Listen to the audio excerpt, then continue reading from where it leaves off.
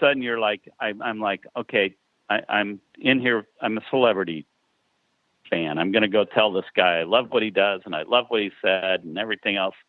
And then it was, you couldn't shut him up. All he talked about was how wonderful it was, everything down there. And it's like this secret treasure. And he knows he ruined the treasure for a lot of people. But, you know, like you say, you're doing it. I did it 10, 15 years ago. You're doing it now. You're telling everybody about it. And, you know, I'll kidnap you and tie you up and throw you over a bridge or something. But it is a special place that a lot of people are still discovering. Yeah.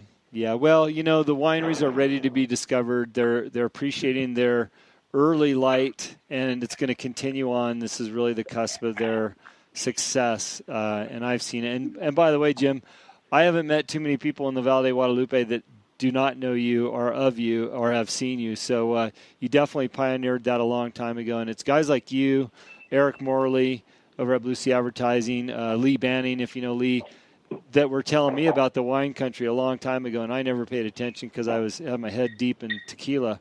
But I'm grateful for it. And, you know, like I said, kudos to you for an early discovery. So, hey, listen, the reason why I wanted to have you on the show today, and I really appreciate you making the time, is you approached me some months ago, well, maybe it was almost a year ago, about this map that you were doing down in Baja. And I've seen a couple things online. You showed me an early mock-up. Excuse me. Can you tell me what is going on with your map and you know, the whole project that you're working on here?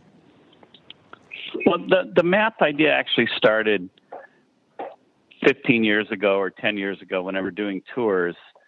And I was into maps as a kid. When I travel and we'd go on vacation, I was always looking at the map. Remember, you had to add up 15 miles to here, 7 miles to there, and figure out the mileage and everything. Yeah. And now we have all of these digital resources to tell us the minute we're going to arrive wherever we're going. They tell us where we are with utmost accuracy and everything else. But years ago, when you're down in Baja, you had the AAA map was the map you had every time. And it's a fabulous tool. But now we got GPS, we got everything else telling us where we are. Yeah. And I wanted something that told me where I'd been and where I wanted to go. And I started playing around with the maps, and then I spent some time with our mutual great friend, Mike Perlman, and started talking about maps and looking at them. And Mike's like, I got the map my dad used when he first did the route for the first Mexican 1000. Uh-huh. And so we got that map, and I was like, okay, this is it.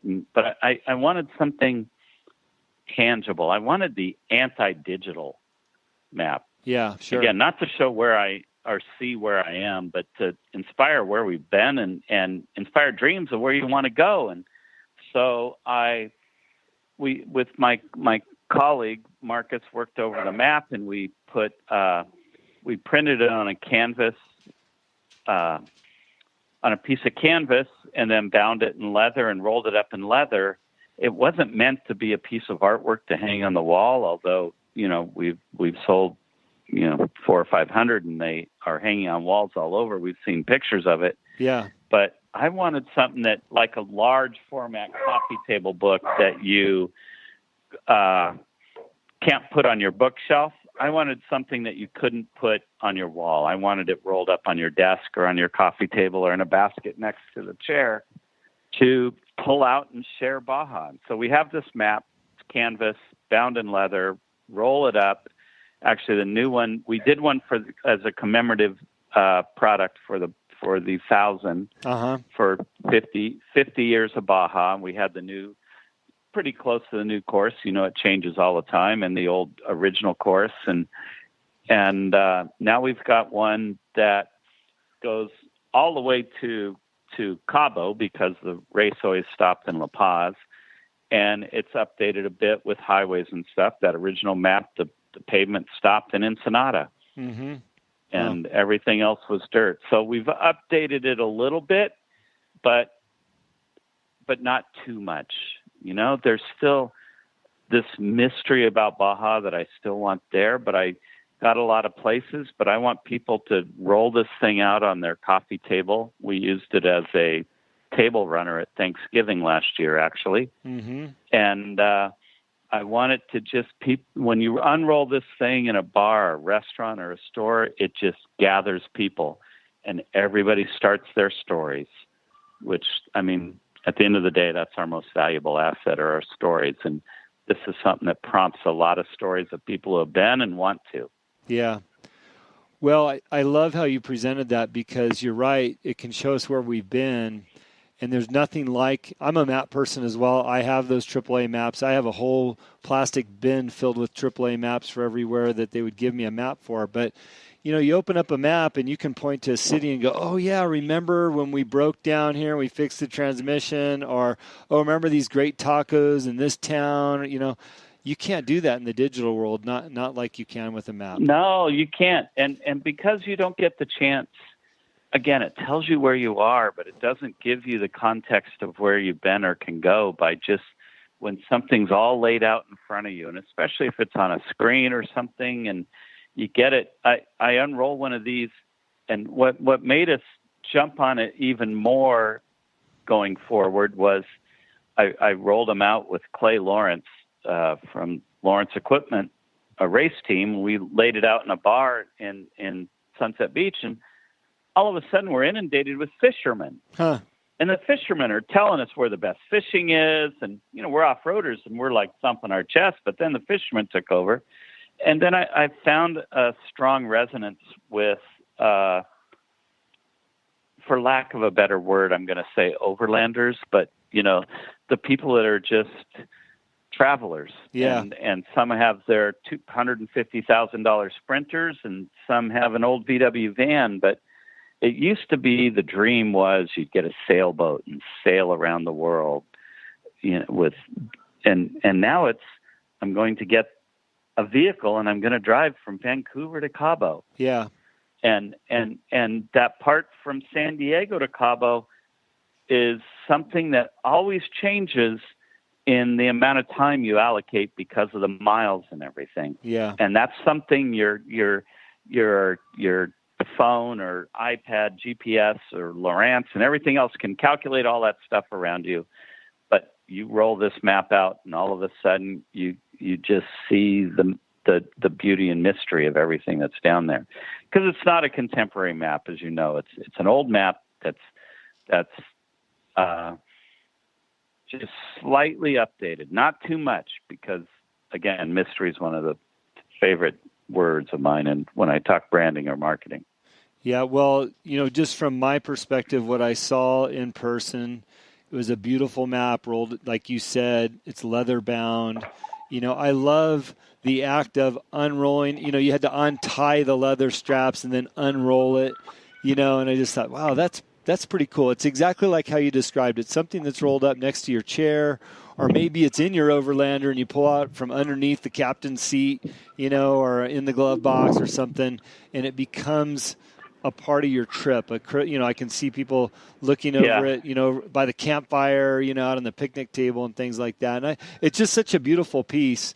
I hope that more people aspire to have pieces like that and to travel Baja in the format that you suggest, because it means so much more than hopping on your Waze or your Google Maps and just jamming to your point of destination, because you're going to miss everything in between because you're focused on what Google's telling you, right? Right. And it's a very tactile experience. I want it to be that. The new ones come with a pen on them because I want you to mark the thing up. It's here to say this is circle the places you want to go, circle the places that you've been. And again, when people ask what I do, I'm a storyteller. And what I'm doing here is I'm helping launch people's stories. Yeah. Yeah. That's awesome. And that's what it does. I assure you, lay this thing out across the table and everybody has a story. Yeah. I'm sure we can spend the rest of the night talking about just the stories we have together down in Baja or the Long Beach Grand Prix. That'd be a lot longer than a night. I've followed you down there in your racing exploits and everything else. I know you got a lot of stories. Yeah. Well, Jim, listen. So I got to tell you one more quick one. Yeah. That I made those Apple books after every event that we did down there. Uh-huh. And had one with Paul Newman in it, and you'd done tours in the race and everything else. And then I was really, really fortunate to go to Connecticut just before Paul Newman passed, and his longtime assistant, Doris, in front of a group of his friends and everything, said that here's a man who could do anything on any bucket list that he wanted to do. People would take him anywhere, do anything. He could do anything on his list. And the stories that he continued to tell, that obviously he's far more a professional storyteller than you or I, but everything got embellished as well. But the story that never diminished, he would do something and then they would diminish. Uh-huh. And I'm just some, poor guy sitting in the back of the room, embarrassed that the real friends he had in the room. And she goes, the stories that never diminished were the stories in Baja with you. Wow. And I was, that was a goosebump moment. Wow. For sure. That's incredible. It's incredible coming from anybody in that same situation to know that you made that kind of impact on their life and an adventure that you took them on. And how glorious is it that it happened in Baja? That's just wonderful. Well, you know what? I didn't make the whole everything happen. It was a lot of people that helped make everything happen. Sure. It was Baja that made the stories. Yeah. Yeah. Well, I hope that everybody buys a map from you and follows it and creates their own adventure. I would love to hear from people that take adventures down in Baja. I'm sure you would too. So if they want to get this map, can they order it online at bajaenduro.com, or is there other places, or is that the spot? Yeah, they can get it there. Dirtco, Mad Media Martelli still has it. There's BajaMaps.com or .net or .com that Ryan Thomas is a big proponent of the maps as well. Okay. So there's a few places you can get them, but the first place to start, obviously, I'm going to say Baja Enduro, but and the new maps available in a lot of hip. It's high-end menswear and motorcycle shops and surf shops up and down California. Yeah. So for all of you in podcast land that haven't been to Baja, just know that Jim's rattling off some of the top names in Baja Adventures, the Matt Martellis and all the others that are all a part of this scene. We'd love for you to come down here. I'd love for you to go to Baja Enduro and buy a map and go on your own adventure. Tell me all about it. Maybe we'll have you on the show after you've done that. Jim, we've got people listening from actually around the world. We're in 10 countries with the show. A lot of East Coasters and Australians that I know make it out here once in a while. So, hey, I really appreciate you being on the show and sharing about the map. I think it's an important component in what we're trying to do, and that's pro tourism for Baja.